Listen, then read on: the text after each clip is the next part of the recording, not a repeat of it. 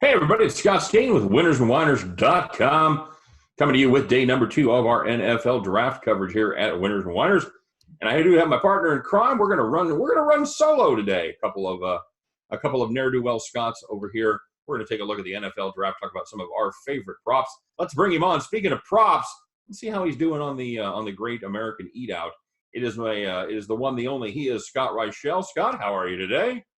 Doing pretty well. Woke up this morning and there was actually a new set of jerseys in the NFL by a team that aren't terrible.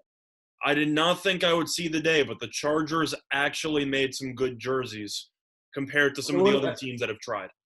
What did they do? I have not seen them. Are they the baby blue, the powder blue stuff? They brought back some powder blues. It's actually very nice. I got to give them props for it. A lot of teams tried to do something new. I mean, I'm thinking of the logos with the Rams. The Falcons tried to make new jerseys, ended up looking like the longest yard, and the Panthers roasted them about it on social media, which is always funny. Falcons jerseys didn't bother me because I like the movie The Longest Yard, but there is some resemblance.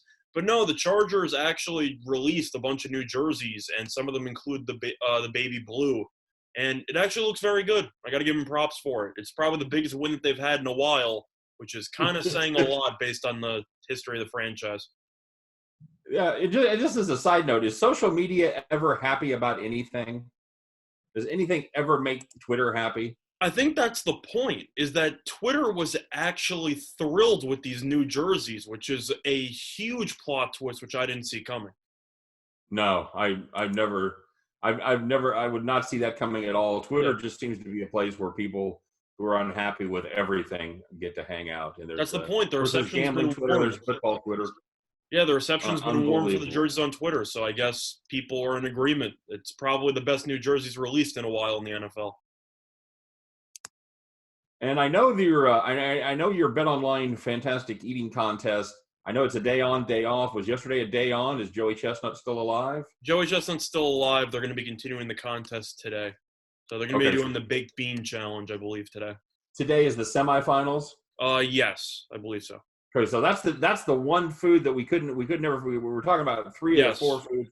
So it's baked beans. Mm-hmm. And is it a certain quantity the fastest, or is it a time period the most? It's a time race again. It's, I believe, 1.5 gallons of baked beans. Anytime you're referring to beans in terms of gallons, I think you kind of have a bit of a problem there. You know, when I go to the barbecue place, I can't decide whether I get a pint or a quart, for the whole family. Mm-hmm.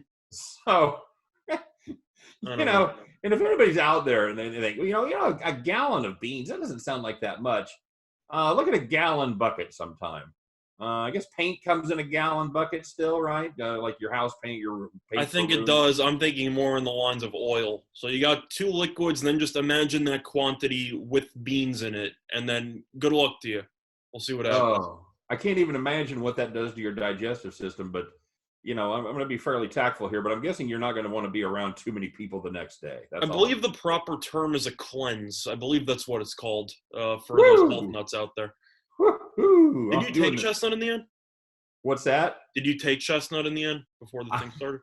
I did not. I did not take. I got scared off by the. Well, I was going to take him overall, and I didn't. I should have. I'm sure the price on him is much more is much higher right now. What is he now? Have you looked? It's -500. I was going to say -4. So yeah, it's so Joey at -130 would have been a heck of a price, and you got you still got some chestnut money out there for yourself? For my article, I had -110, so I personally put a little bit on it. Of course, BetOnline kind of capped what your wager was, and I didn't want to risk my whole bankroll on eating competition.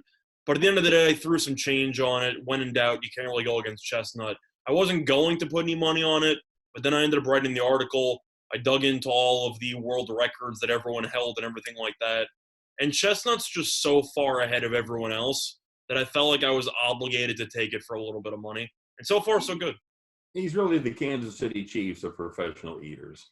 Yes, that's definitely an unbiased comparison. I could tell from you right over there. All offense, no defense.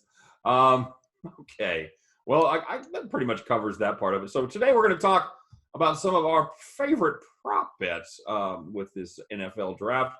I got to tell you, most of mine are probably going to be somewhere in the first round. I don't know if you've spread some of yours out overall, but we'll dive in here. First of all, Scott, did you find anything you liked on the number one pick? Is there any reasonable price on Joe Burrow not being the number one? Is there any value there at all? Is this just a lock? No way out. It's just going to happen. For me, I think it's pretty much a foregone conclusion at this point. I know that most sportsbooks have roughly minus 2,000 to minus 5,000 on Burrow to be the number one pick. The thing is, even if the Bengals hypothetically trade the pick, it would be to another team to take Burrow. So I don't really see any circumstance where he's not the number one pick. Right. Nobody, anybody that really needs defense and has a great quarterback going to sneak up and take Chase Young or anything like that. Just no chance of that. For me, I don't see it. I know Chase Young is supposed to be a very elite player, but at the end of the day, it's a quarterback-driven league, and I think anyone who would trade up, you had some rumors with the Bengals potentially talking to the Dolphins about trading the pick. Dolphins were going to trade up to take Burrow anyway, so I don't think it's really worth any team trading a bunch of draft capital for a defensive lineman. I just don't see it. Yeah, and I guess back in December, you could have got this at under minus 300. I saw some minus 250, minus 275 floating around out there for Burrow to be the number one pick. So that would have been the time to invest. And we will say that as a caveat. A lot of these bets, and probably a lot of the ones we're not going to talk about, would have been good plays 2 weeks ago. But the numbers have changed dramatically on a lot of these plays. And I know you want to address that as well. Well, yeah, I have a couple of personal props, and the line is nowhere where it is right now. I got a lot of good value on it. I mean, now some props that I took that I told you before we started recording looked really good. I had a lot of great line movement at the time, and then the problem with taking draft props a month in advance is that just because the props look good a week from then doesn't mean they're going to look good 3 weeks from then. And I have seen some lines shift back to where they were originally, which isn't great. I don't know if you want me to give some examples now or wait till we talk about specific players, but I have a list that I could give some examples for. Okay, well, we'll kind of see if we can sprinkle those throughout, and when we kind of get close to some of those that you got or some of those that you wish you didn't have. So let's start at the number 2 pick. I've got a play here that I really actually like, and I made this play last night when I was doing the research on this. Chase Young to go number 2. I got him at minus 450. I still think there's very good value there. Scott, what do you think about Chase Young? I think he's also going to go number 2. Now, the different issue that you have, hypothetically comparing the Chase Young prop to the Burrow prop, is the fact that hypothetically a team could trade up for a quarterback, which is pretty much the only way that you lose. I think if the Redskins make the pick, I think there's no way they're not taking Chase Young. But we talked about how Burrow is a lock for number 1 because even if the Bengals didn't actually make the pick, whoever would was pretty much guaranteed to take a quarterback, and that would be Joe Burrow, who is the number 1 quarterback in the class based on all the flaws from all the other quarterbacks, whether it's injury or accuracy or whatever you want to call it. But Chase Young is a premier defensive lineman. People think he's going to come into the league and just absolutely wreak havoc. The hype that surrounds him reminds me a lot of the hype that surrounded Clowney. When he ended up going number 1, people just looked at him and said, this guy's different. There's really nobody who I think anyone can compare in terms of another defensive lineman in the actual draft. And Chase Young, I think he's just a ridiculous specimen. There's no way around it. For the record, BetOnline has under 2.5 positions for Chase Young in the draft at minus 2,500. So I'm pretty sure you got a very good number there at minus 450. Yeah, and I do like that better because it's basically the same bet is what you're doing right there because you know who the number 1 is going to be, so you're really betting him in that number 2 slot. So yeah, I did like the price there. And I know this is a pick that we both talked about yesterday, the 3rd pick of the draft on a team that traded away their number 1 cornerback, the Detroit Lions, taking Okudah to play cornerback. I've got a nice price here at plus 130 off of BetOnline. What do you think of that? I like that a lot. I actually took Okudah under 4.5 at plus 137 on DraftKings about a month ago. So that's actually looking pretty good.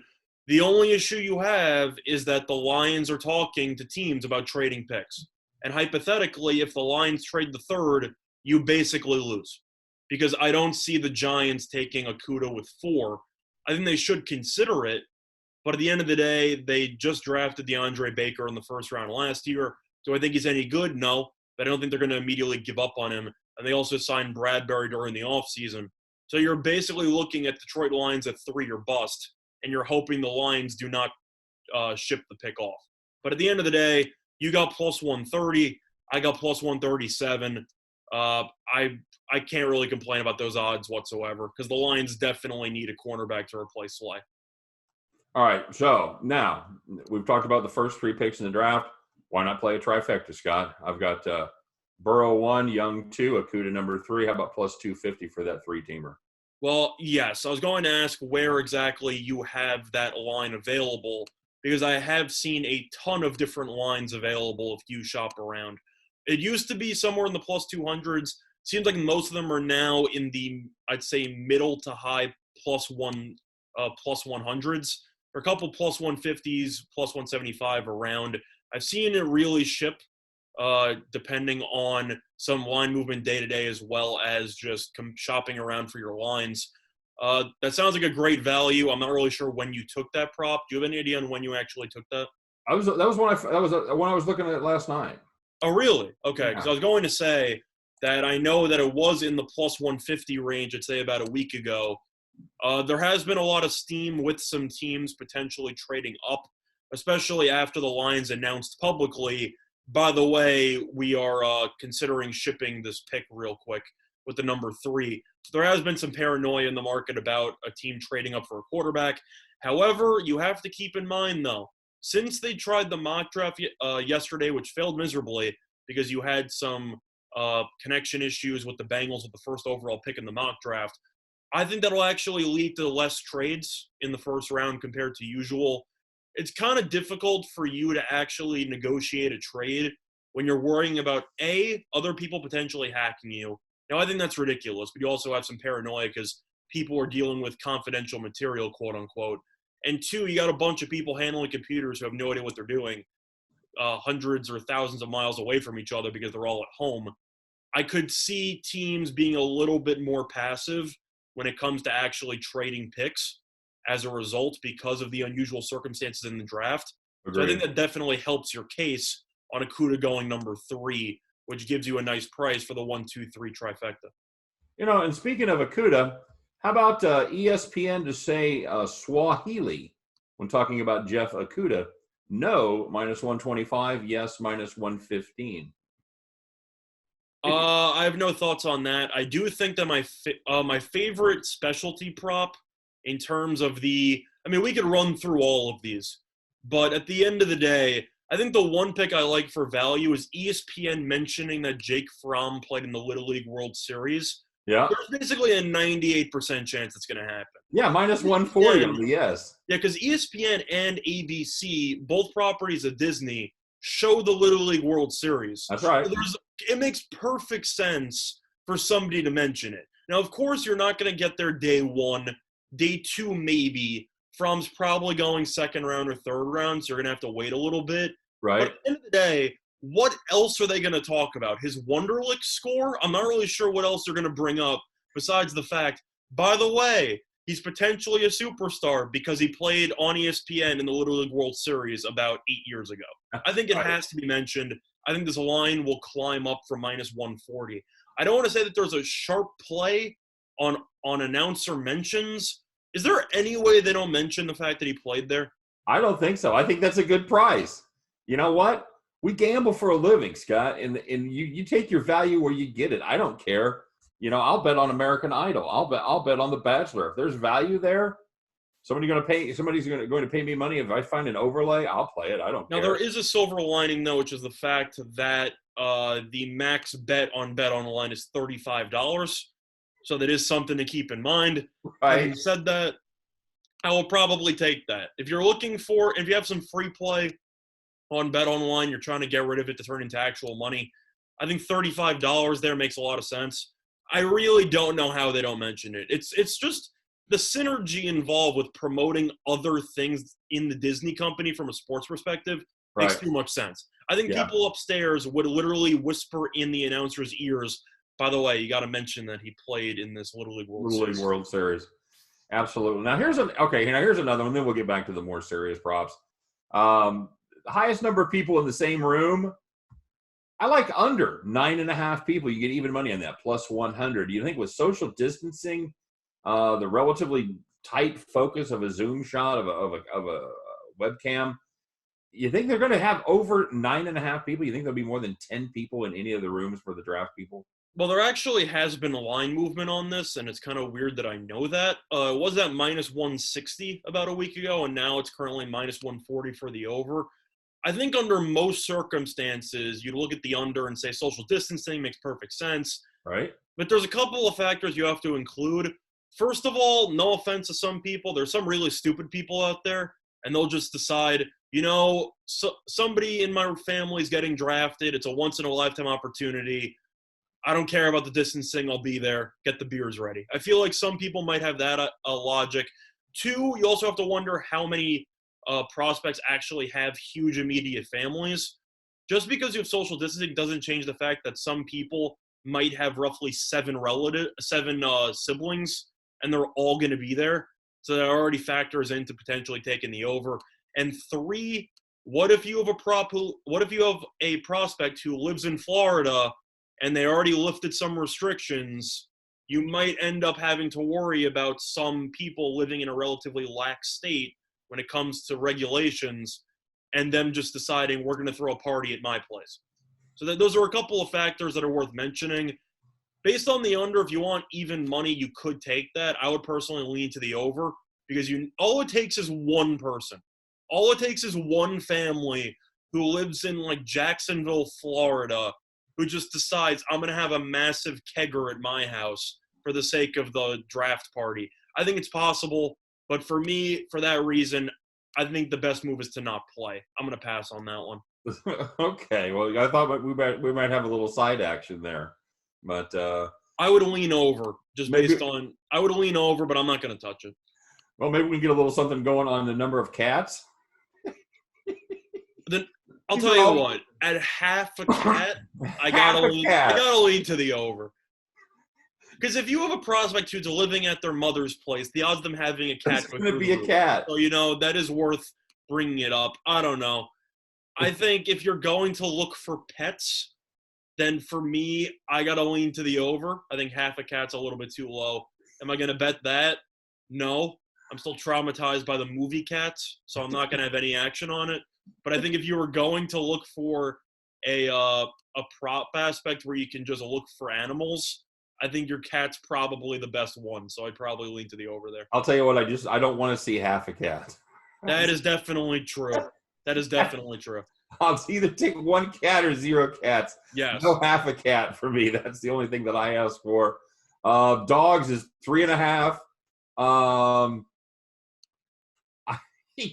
I got a feeling on dogs, Scott. See, I think that's probably more likely to go to the over 3.5. I know that the under is currently at minus 140. Right. For value alone, because something people forget is that some people, I mean, the same can apply for cats, but some people just have more than one dog. So you can knock off a couple of dogs towards the count with one family, and I think that definitely makes sense. So for me, I think for pets, I would just naturally lean to the over. But the issue is it's not even about a prospect actually having a pet. It's about a prospect not locking it away for the sake of the broadcast because it might destroy the entire room. So Right. they could have a cat or a dog in the back room, and if you don't see it, you lose. But I think I'd probably lean to the over because some people are just dog families, Right. and they have 2 or 3 dogs. So I would lean to the over. All right. And let's go. All right. I threatened to do it. Now we're really going to do the more serious props. The one I wanted to talk about kind of on the list there, over 5.5 trades. You touched on it a little bit. The trades could be down in the first round. Do you think there will be and it is juiced to the over, minus 165 for over 5.5 trades. Scott, I might be tempted to take a little plus 125 money there on the under. What do you think? For me, I'm in the same boat. Normally, in the first round, assuming that it was a regular draft Same as always. There's going to be in Vegas next to a massive fountain where prospects could have hypothetically accidentally fallen in, which is a separate story. I would lean to the over because the first round, despite how many mock drafts you're going to see, are basically all wrong because you know a couple of teams will make some random trades to move up, to move back. It's a Seattle Seahawks staple. They always trade back. New England always trades back. There are a couple of teams that are, even though they're on the clock, you know that they're using the clock time to prepare trades to move off the clock. It's just the way it is. Some teams have no interest in actually drafting. Here in this circumstance, I mentioned it before and how you might see less trades in the draft because of these unique circumstances. Right. I'm leaning to the under there. I actually think that you will see roughly 4 or 5 trades. I made a new mock draft after we ended up doing the one with winners and whiners yesterday, and I included trades in this one. I got a couple of surprising ones, but for me, I actually got, as of right now, I have 5 trades in the first round. So I slightly into the under. Yeah, I think that's a pretty good number. I think 4 or 5 is probably right around what we're going to be looking at. So I do like the under there, and getting a little positive value is always a good thing. All right, so let's delve into this quarterback situation a little bit. We've got the Dolphins picking 5th, and basically we've got a couple different props here. Number one, you got Justin Herbert over 5.5, currently minus 135. And you've got Tua to the Dolphins at plus 150. Scott, tell me about those. I'm sorry, you broke up for a second. Can you repeat those props? Yeah, sure. You got Justin Herbert over 5.5 at minus 135, and you've got Tua to the Dolphins at plus 150. So basically, it comes down to: do you believe the last minute, for lack of a better term, let's call it negative hype surrounding Tua and his injury? Where's that coming from? And is it being believed by the Dolphins? Because, it looks like the Dolphins probably going to go quarterback. Who are they going to pick? Well, this Dolphins Tua line has moved around a ton naturally over the last month or so. It was originally at plus 150. Then it moved all the way down to plus 100. And then it moved all the way back to plus 150. Now, a large reason why is because of the fact that the coronavirus has definitely hurt Tua's stock. And the reason why I say that is just because you post a video of you throwing a couple of passes in an indoor gym doesn't change the fact that you have a massive injury history and no team is actually able to see you and to give you a physical in person. So teams are gambling on the health of Tua, which is causing them to have some cold feet right before the biggest day of their respective lives. Now, I think that the Dolphins are still going to take Tua, just based on the fact that I think if the Dolphins don't have to trade up and Tua falls into their lap at 5, I just think he's significantly better than Herbert. And I don't think anybody telling me, well, Herbert's healthier, so, they're better off taking Herbert. They're not. I've already gone through my thoughts on Herbert. I called him Trubisky 2.0. I really don't think he's going to work out as an NFL quarterback.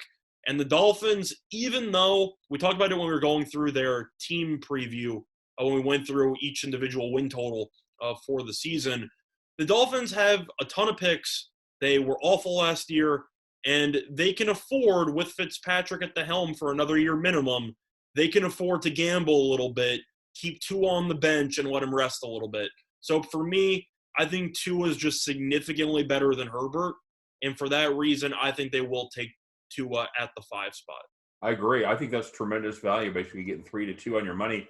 I think that's a lot better play than taking Herbert over 5.5 at minus 135, because you're basically taking the same bet, because there's really no scenario where 3 quarterbacks get drafted in the first 5 picks unless there's some massive trades going on.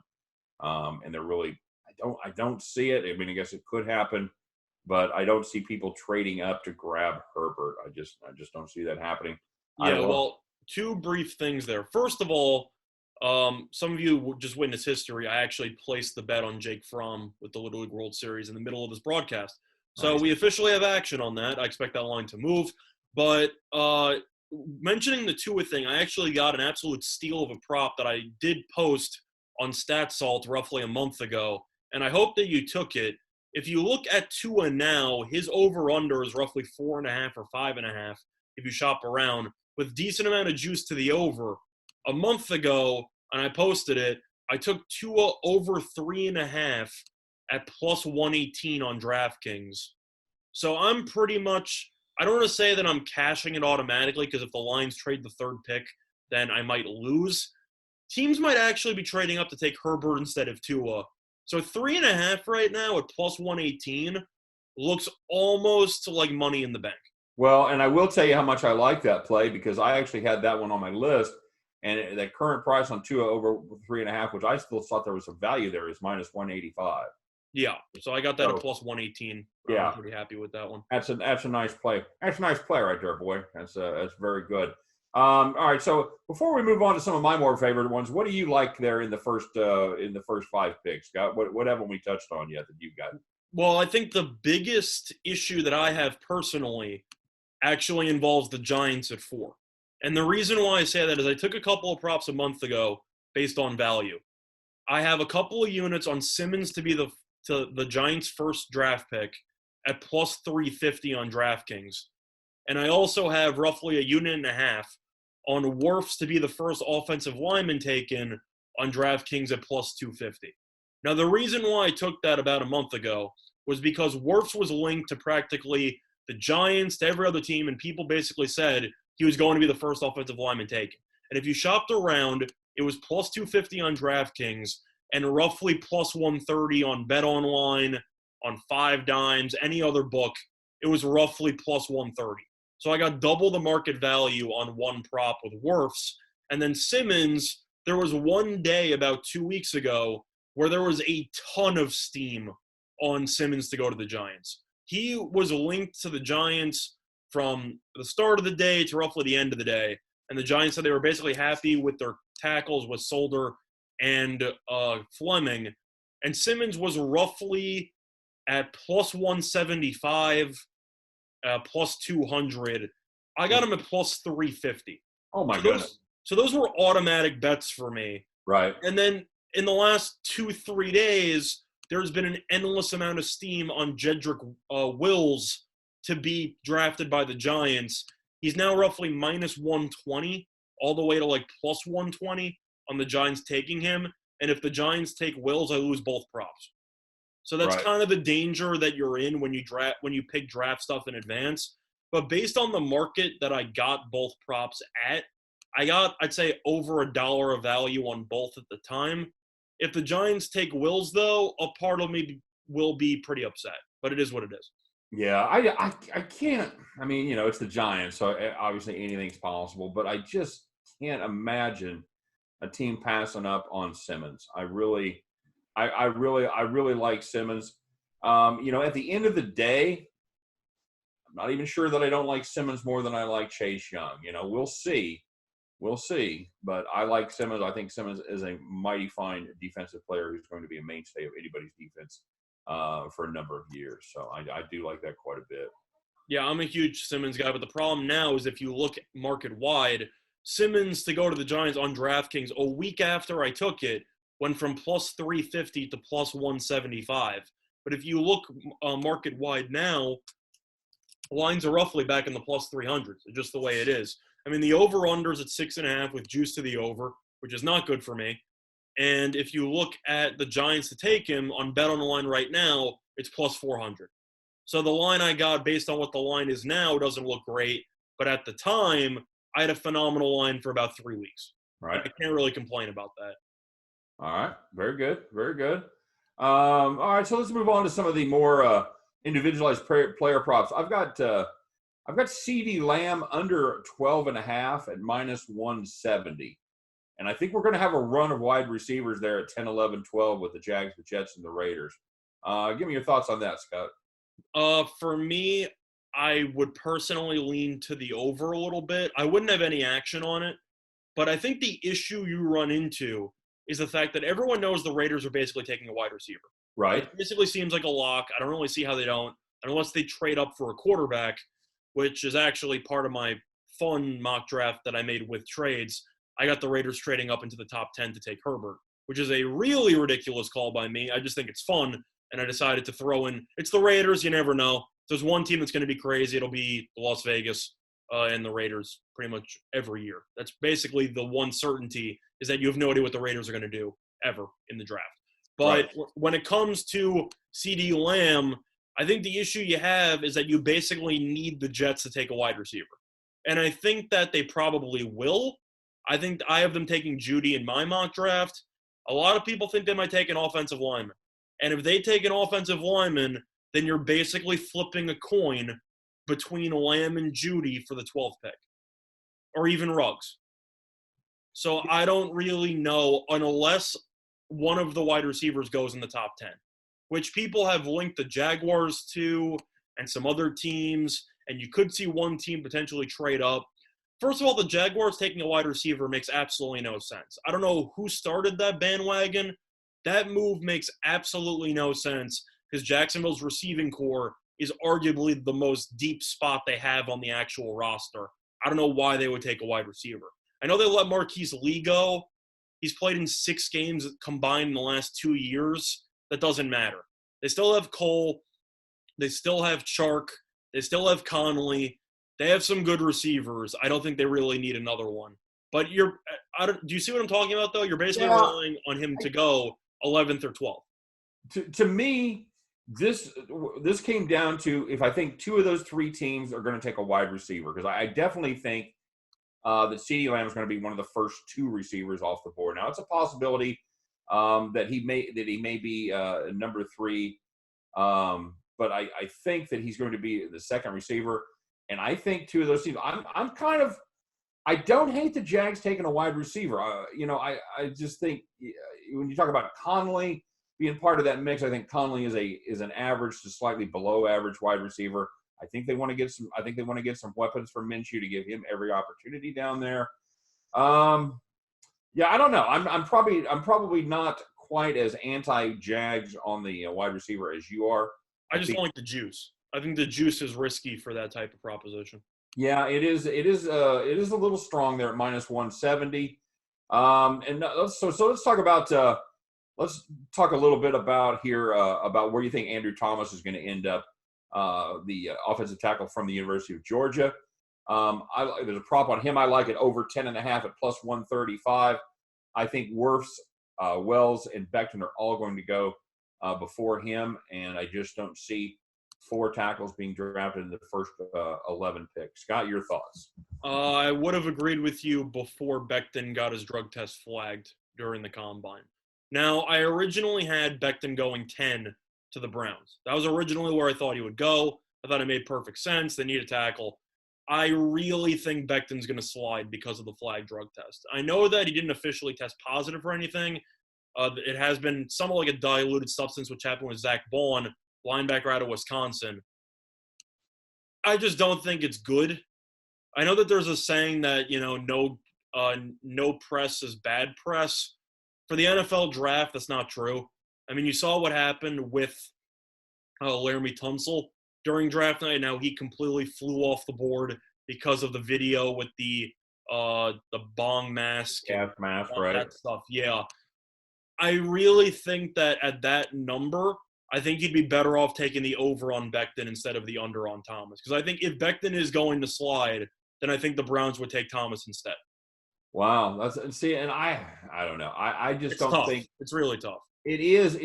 To me, it depends a lot on what the substance is, what they were trying to mask, because I think because they're going to put together a new collective bargaining agreement here within the next year. Mm. And I think marijuana will probably be out of the mix. That would be my guess. That was part of the agreement. But the issue you have there is, 1, it's not a part of the bargaining agreement yet. I understand. 2, it's once again the lack of proper communication. You can't bring him into your office and find out what happened. You're just hearing from his agent, oh, this was da-da-da-da-da, he drank too much water, blah. Nobody really knows. And I think the lack of clear communication is going to hurt prospects when they have a questionable drug test. So if you were to make a side-by-side prop bet, like a matchup prop between Becton and Thomas, you think Thomas is going to get drafted before Becton?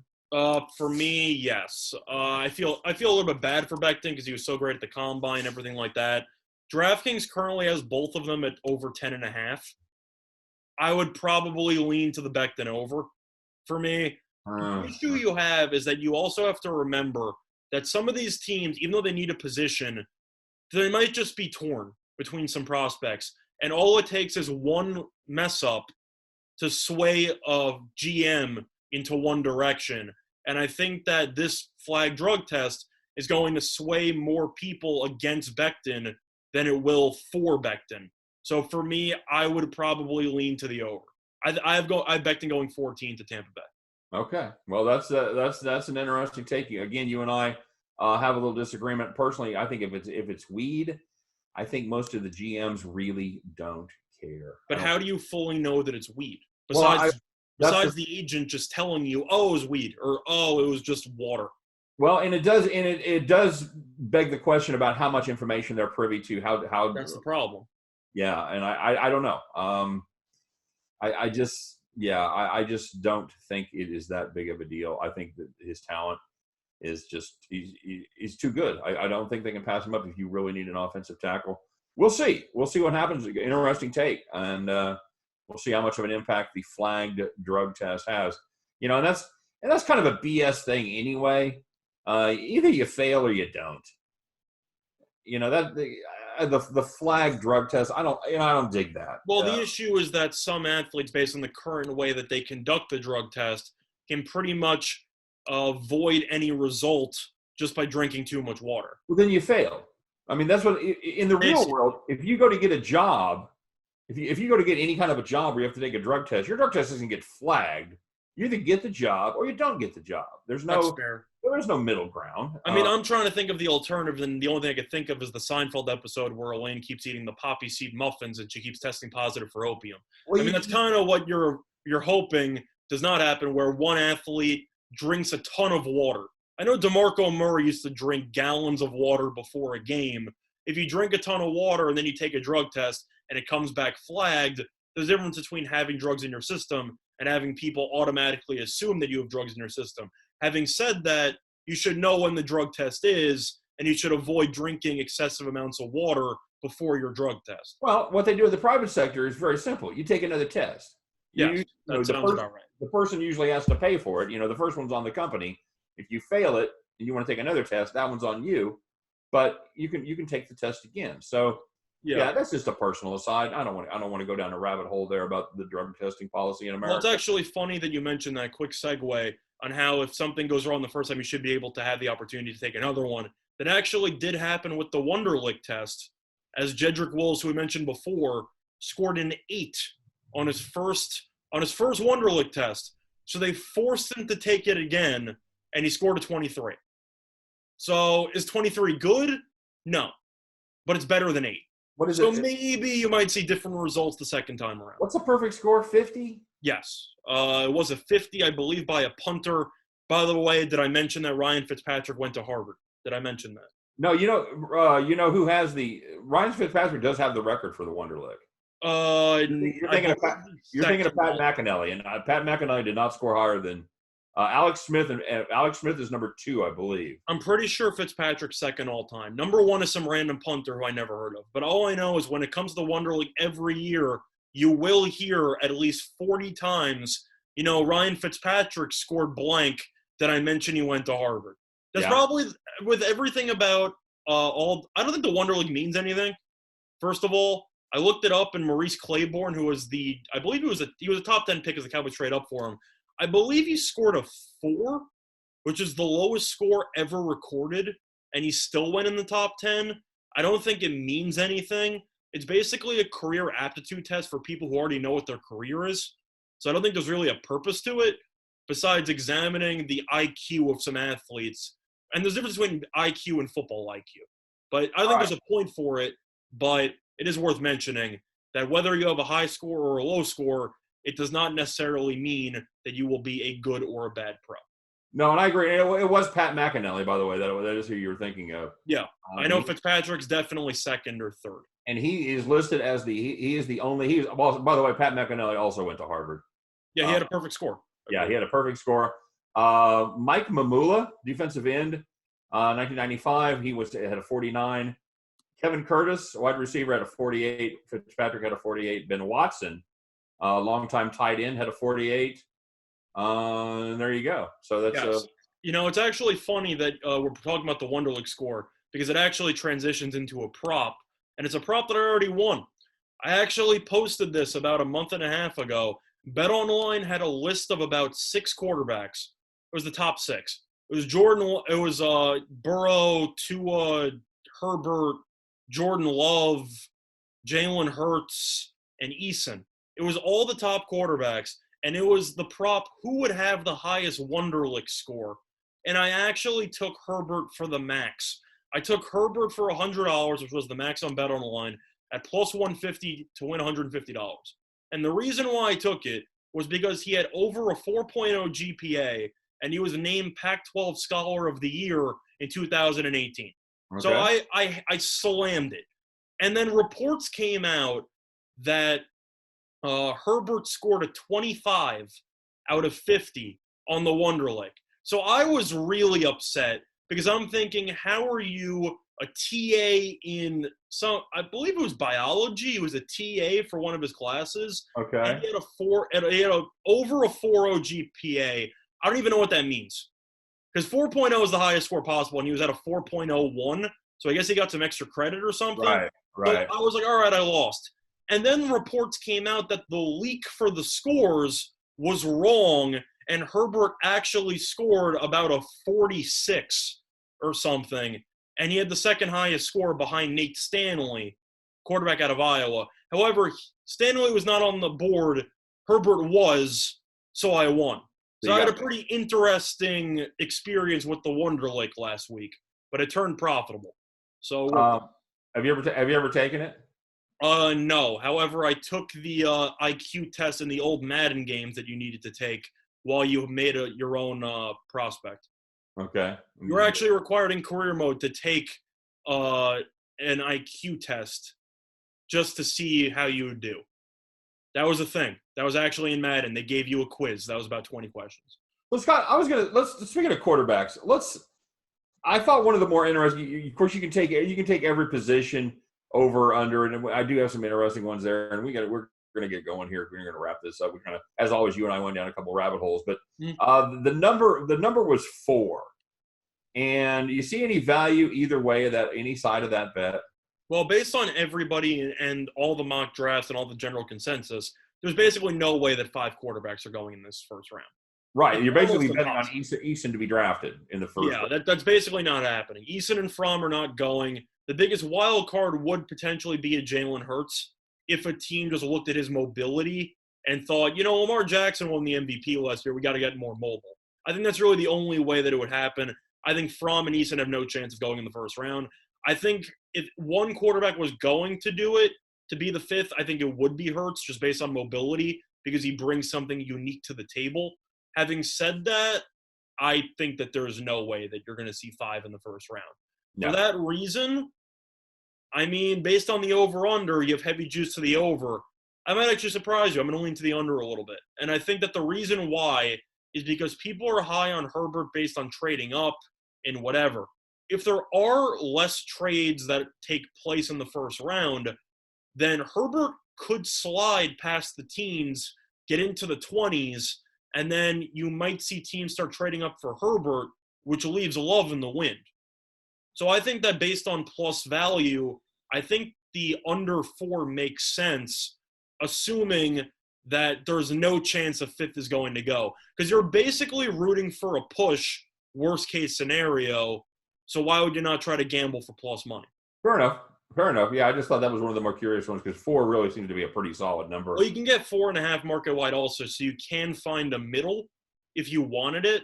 Of course, you're paying a ton of juice if you want the middle there. But you could do under 4.5 and over 4, and then you win the under 4.5, and then you're just free rolling the 4 to get your money back. Yeah, if you can find 4, if you find 4.5 out there. I did not. I found 4 everywhere. So. Yeah, well, speaking of that, I actually have 3 middles for the first round, so I'm hoping to catch some middles there. Got a little arbitrage working there, buddy. Why don't you tell us what you got? So I got Patrick Quinn over 20.5 on DraftKings and under 25.5 on BetOnline. Nice. So I got 5 picks of middle right there. I had to pay 155 juice on one side, but I had minus 110 on the other side. So I really can't complain for 5 picks for a chance to double up. Right. Other than that, I got Josh Jones, offensive lineman, over 25.5 on DraftKings and under 28.5 on BetOnline. So I got 3 picks of middle right there. Is it great? No, but 3 picks is 3 picks, and I'll let it ride. I'll see what happens, especially with the Dolphins and some other teams potentially looking offensive linemen. I think there definitely is some value there. It's not available anymore. Some of these lines have shifted. I took these about a month ago. But the last one, I got Swift over 26.5 on DraftKings, and I got Georgia over 1.5 players in the first round at BetOnline because Andrew Thomas is a lock to go in the first round. Right. So for that reason, if Swift goes anywhere from 27 to 32, I win both. And you could actually still find value on that middle right now. So I would recommend it. Outstanding. A current arbitrage possibility a day before the draft. So that's or 2 days before the draft. But yeah, I think that's my bold prop, though. Even though I took it, I really don't think any running backs are going in the first round. And that's plus money. I really don't think a running back's going to go in the first round. Well, that's very interesting. I think that's a very good possibility that they do not have. That's your Georgia prop right there. Like you said, that's basically what you're betting on. And I've got a similar one with the Pac-12. I've got under 2.5 drafted in the first round, and basically you're just counting on Jalen Johnson not to get drafted there. I think that's going to be your third Pac-12 player off the board after Herbert and Ayuk from Arizona State. Ayuk's also a question mark because he has the injury issues. Right. Yeah, neither. And, really neither one of those. I mean, Herbert is probably a lock. Ayuk is probably not a lock to go in the first round. I think he'll probably go late 20s, but there's a chance he slides. That's what I'm looking at. So I really like the under 2.5 coming out of the Pac-12 there. Thoughts on that one? Yeah. I mean, based on how you describe that, makes perfect sense. Johnson, I don't know about. Ayuk, I don't know about. So if you have one certainty and a couple of question marks and you need one of them to go your way, I think that makes sense. I saw a prop a couple of days ago. This line has completely shifted. They had over 1.5 Clemson players in the first round, and I believe it was like minus 220, which sounds like a lot of juice, but you have Simmons, who's a lock. Right. You either need Higgins or Terrell, and you win. Right. And I think both might go in the first round. Yeah, I think that's a good play. It's currently at like 300 now. You've had a ton of movement on the over, but it was available a couple days ago. All right, I'm going to give you one last long shot here, a relatively long shot, and then we'll wrap it up. See what you like the best out of all yours. I like Carolina 3-1 to take an offensive player. I know they need defense. They need all kinds of help on defense, but I'm just not sure that with an offensive-minded new coach that you're going to have those 3 receivers that you're looking at. Really, the 4 receivers with Ruggs, with Jefferson, with Lamb, with Judy. I'm not sure he's going to be able to pass on a wide receiver. Scott, any value there at all in Carolina going offense? I think that Carolina needs a lot of help in general. I think they would probably go defense, though, because of the fact that they re-signed McCaffrey, they brought in a quarterback, they brought in Robbie Anderson. I think if they're going anywhere on offense, it's offensive line. I think that's basically where you're looking. I think there is a chance they do that. Personally, I actually have the Panthers trading down. This is my bold call for the draft. I'll give you a bold trade here. I have the Raiders trading the 12th pick, the 80th pick, and the 81st pick to move up to the 7th spot to take Justin Herbert. That's my really bold call. Wow. I got the Chargers taking an offensive lineman. I do not have the Chargers taking a quarterback. You think they are? You have the Chargers not taking a quarterback? Yes, I changed my mind after yesterday's mock draft because I realized that they could easily just go after a Cam Newton or a Jameis Winston if they really wanted a quarterback. They don't have to draft one because it's a position of need. And the Chargers they have been linked to Cam. I think there is a chance that they just go offensive line, try to sign a quarterback, and then everything else will turn into a Pandora's box. But if the Dolphins take Tua and the Chargers don't take Herbert, I think teams are going to be trading up a ton to try to get Herbert. And I agree with that. I think the Raiders, quote unquote, being content with Derek Carr is a load of garbage. So for me, I think it is possible. And Carolina is so bad that they just might trade back because they need picks. This is a complete rebuild. Is Carolina really going to change its season or its next couple of years because they draft a defensive lineman with the 7th pick? No. They're going to need more picks. This team isn't any good. All right, fair I enough. think it's possible. So. All right, so what have we not touched on that you've got action on that you really like? I think that mostly covers everything. Okay. Yeah, I mean, in terms of over-unders, there is one prop that I do somewhat like, just based on value, that is currently available on Bet Online. I'm a little bit scared off by it, though, not going to lie, because I have seen some line movement go against my logic there from what I heard was some relatively sharp money. But for me, one prop that I do like is T. Higgins to go in the first round, and the yes is plus 145 on Bet Online. I have him going 30th to the Packers. I think he's going first round. Now, according to line movement, people have started to go against it, and they think that he's going to go second round. I just think he's that good to go first round. People are talking about Jalen Reagor and Pittman maybe, according to Peter King, and you also have Ayuk there. I mean, Higgins is a phenomenal player. So I think if you're going to go with whether they're injury risks or you can go with a Reagor, I think T. Higgins is just really good. And I think at plus 145, I think you got some value there. Very good. All right, we'll do a couple last one here. First offensive lineman drafted. Scott, what's your prediction? Right now, I'm hoping I'm wrong. I got Wills going to the Giants. You got Wills, and he is the only one that you're actually paying a little juice on. He is minus 110. He was like plus 200 a week ago. There's been a ton of steam on him. The times there are a-changing, as Bob Dylan said, my friend. Yep. Everybody else is plus money. Wirfs is the second price on that. Becton's 11-1. That's just that's what I was saying. I think that teams might get scared off. And any value on first running back drafted? DeAndre Swift all the way? I think he should go in terms of value. No. Personally, I wouldn't take Swift first as a running back. I went to Wisconsin, so I'm biased when it comes to Jonathan Taylor. But it's not even about bias. Swift was injured all the time in college, and he barely played in the bowl game against Baylor because he was injured. So I don't know why you'd really want to take a somewhat injury-prone running back over Jonathan Taylor. I know he has fumble issues, but Taylor's a workhorse who was always healthy, and he ran for a ton of yards. So I think if you're going to take running back, the most important factor is durability, and I have more faith in Taylor's durability than I do with Swift's.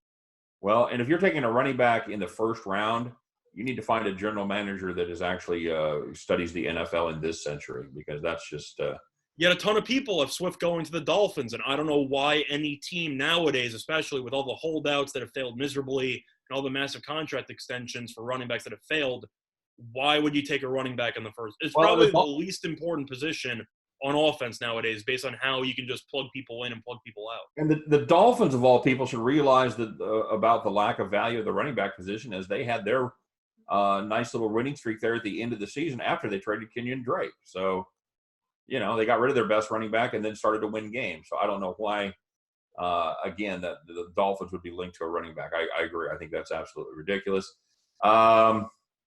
Second quarterback drafted. I got Tua, personally. I know money's coming on Herbert.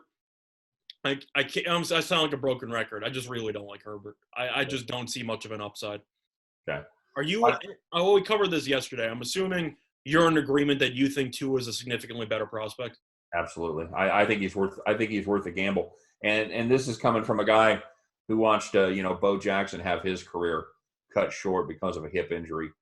But I think that I think he's worth the gamble. I think he's significantly better than Herbert. I'm not sure at the end of the day he's not better than Burrow. Well, I got a different question. Do you think Herbert's better than Jordan Love? Yes. I actually don't know. Yeah, I don't know. I think after Tua, and Tua's a coin flip in himself just based on the injury history, but based on film, and based on fundamentals, footwork, and all the other attributes you look for quarterbacks, I think every other quarterback in the draft is a toss-up. I think any of those other quarterbacks, 3 for whatever, quarterback 3 onward, have potential bust written all over them. Oh, absolutely. Yeah, I agree with that.